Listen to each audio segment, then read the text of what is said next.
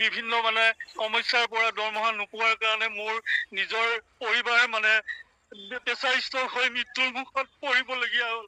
এতিয়া মই এটা 8 বছৰীয়া সন্তানক লগত লৈ মই নিজে পোহপাল দি আপোনাৰ ভাত পানী দিও। মই স্কুললৈ গৈ বিদ্যালয়ত গৈ মই শিক্ষক হিচাপে ছাত্ৰ ছাত্ৰীসকলক মই পাঠদান দিবলগীয়া হৈছে। আৰু মই পঢ়োৱা আজি শিক্ষক হিচাপে পঢ়োৱা ল'ৰা ছোৱালী আজি ডাক্তৰ হৈছে, ইঞ্জিনিয়াৰ হৈছে, ইন্সপেক্টৰ হৈছে, আজি মোক ধৰি নিব পৰা অৱস্থা হৈছে ছাৰ।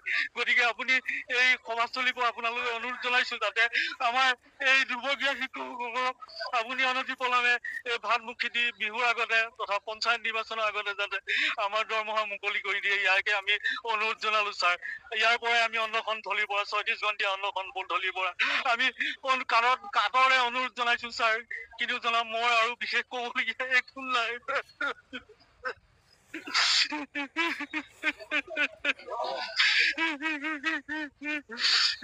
বিভাগীয় নীতি নিয়মেৰে নিযুক্তি পাইছিলো আৰু আমাৰ লগৰ শিক্ষকসকলক 2021 চনৰ 30/1/2021 বৰ্তমানৰ মুখ্যমন্ত্ৰী তেতিয়াৰ শিক্ষামন্ত্ৰীয়ে নিযুক্তি দিছিলে।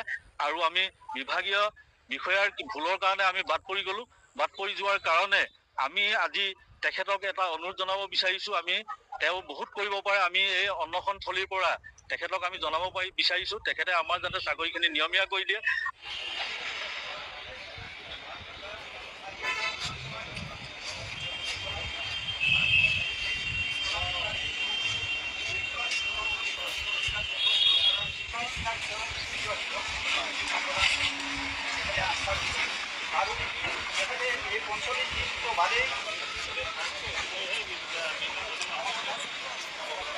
মোৰ এনেকুৱা বিষয় হৈ গৈছে, এই বিভিন্ন সমস্যাৰ পৰা দৰমহা নোপোৱাৰ কাৰণে মোৰ নিজৰ পৰিবাৰ প্ৰেচাৰ ষ্ট্ৰক হৈ মৃত্যুৰ মুখত পৰিবলগীয়া হ'ল।